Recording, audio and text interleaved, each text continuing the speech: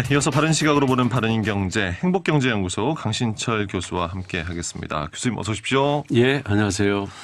어느덧 교수님과 함께하는 시간 올해의 마지막 시간입니다. 오늘은 현재 발표되는 경제 지표를 토대로 올해 경제 이슈를 좀 정리하고요. 내년 경제도 함께 전망해보는 시간 가질 텐데 어떻습니까? 올해 2022년이 참 어려운 시기로 많은 분들이 기억하실 텐데요. 교수님께서는 올해 경제 성적표 어떻게 좀 내실 수 있을까요? 한마디로 처참한 수준입니다.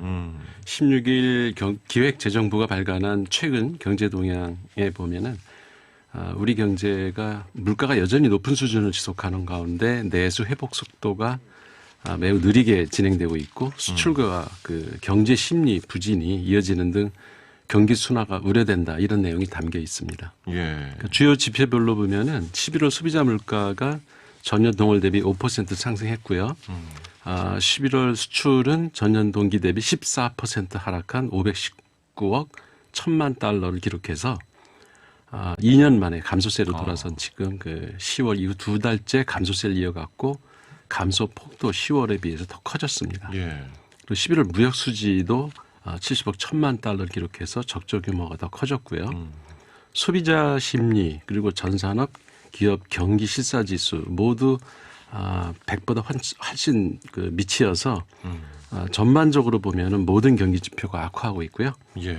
역대 정부 가운데 최악의 경제 성적표를 받은 건데 정부는 그 러시아 우크라이나 전쟁과 그 미국 금리 등 국제 경기 탓만 하고 있지 별다른 대책도 마련하지 못하고 있어서 앞으로가 걱정입니다. 예.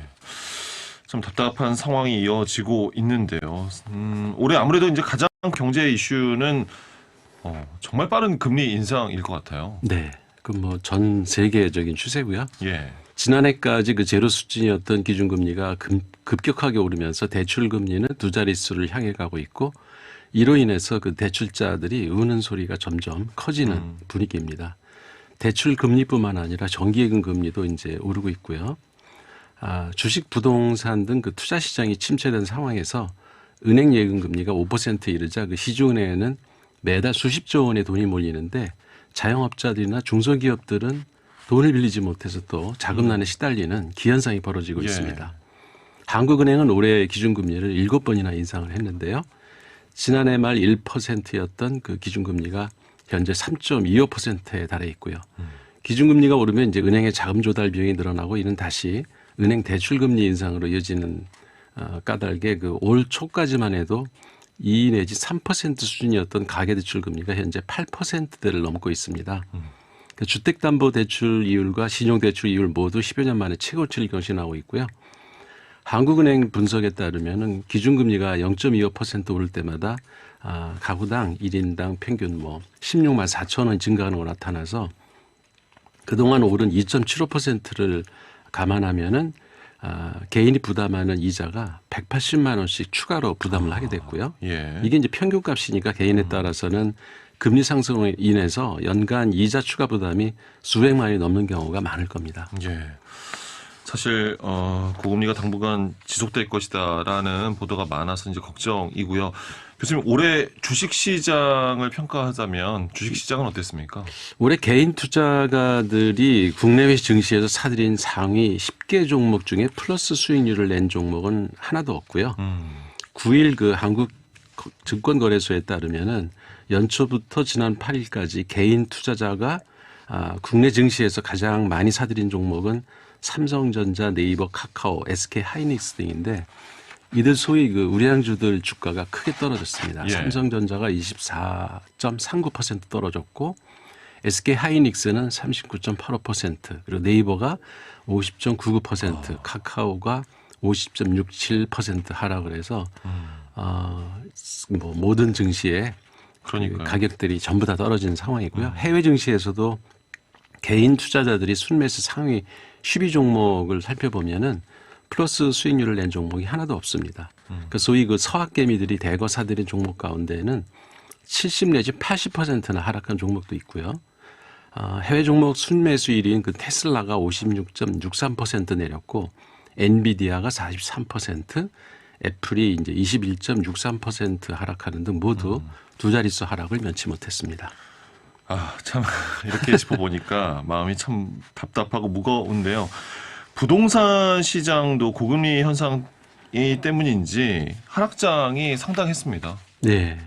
그러니까 경기는 위축되고 금리가 천정부지로 오르니까 주택 가격이 떨어지는 건 너무 당연한 거죠. 그런데 며칠 전 그 윤석열 대통령이 서민 주거 안정을 위해서 다주택 임대 사업자들에게 부과되는 세금을 줄여주면 전셋값이 내릴 거다 이런 이상한 말을 했는데요. 이건 부동산 시장을 몰라도 너무 모르고 하는 말입니다. 주택 가격과 전세 가격은 세금을 낮춰주지 않았는데도 지금까지 큰 폭으로 하락을 하고 있고요.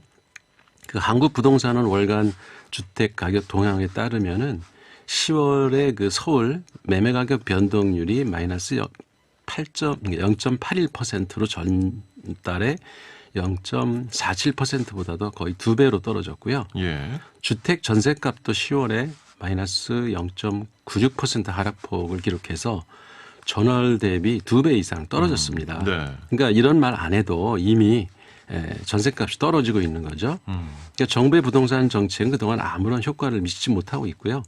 지금의 그 부동산 시장 상황은 그저 가격이 너무 많이 오른 시점에 고금리와 그 대출 규제에 묶여 수요자들이 집 사기를 꺼리고 있고 대출 상환이자 부담이 커지니까 손해를 보고라도 팔려고 내놓는 집들이 안 팔리니까 집값은 계속 떨어질 수밖에 없는 상황이 이어지고 있는, 그러니까 세금하고는 아무 상관없다는 거죠. 예. 그래서 과열됐던 부동산 시장이 진정되는 것은 그냥 자연스러운 시장 상황의 한 순환 과정일 뿐입니다. 예. 어떻습니까? 내년 부동산 관련 전망은 교수님께서는 어떻게 하세요? 그 내년 상반기까지는 계속 떨어질 것이 예상되고요. 하반기에 조금 안정화 추세로 가면서 그 연말쯤에 다시 상승할 기미가 있다. 제가 분석하기보다는 그 부동산 전문가들이 그렇게 네. 얘기를 하더라고요. 알겠습니다. 어쨌든 전망이니까요. 참고만 하시면 될 것 같고요. 오늘 이렇게 좀 무거운 경제 지표들을 들어봤습니다.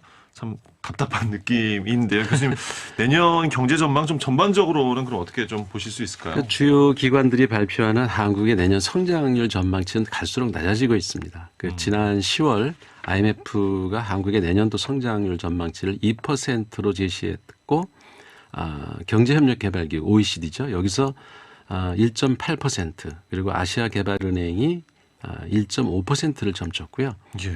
1%대 성장률은 코로나19 위기 때인 2020년을 제외하면은 금융위기 당시인 2009년 이후에 가장 낮은 수치입니다. 심각한 상황이군요. 예. 그러니까 전국경제인연합회에서는 뭐 마찬가지로 오히려 더 안 좋은 걸로 이제 전망을 하고 있고요.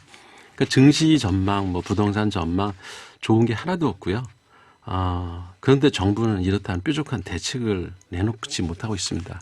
그러니까 해외 국제 수지가 안 좋으면은 국내 소비 진작을 위해서라도 내수를 늘리기 위한 방책 같은 거는 얼마든지 정책적으로 할 수 있는데 그런 거에는 전혀 관심이 없는 것 같습니다. 세금 내리는 데만 지금. 그러니까요. 서민들을 좀 바라보는 정책이 하루빨리 좀 뾰족하게 좀 나오면 좋겠다 하는 생각이 듭니다. 예, 그렇습니다. 예. 자, 바른경제 경제 지표를 통한 올해의 경제 짚어봤습니다. 행복경제연구소 강신철 교수와 함께했고요. 저희는 새해에 뵙겠습니다. 네. 새해 복 많이 받으시고요. 예, 고맙습니다. 새해 복 많이 받으세요. 네. 대전, 세종, 충남, 대세남의 오늘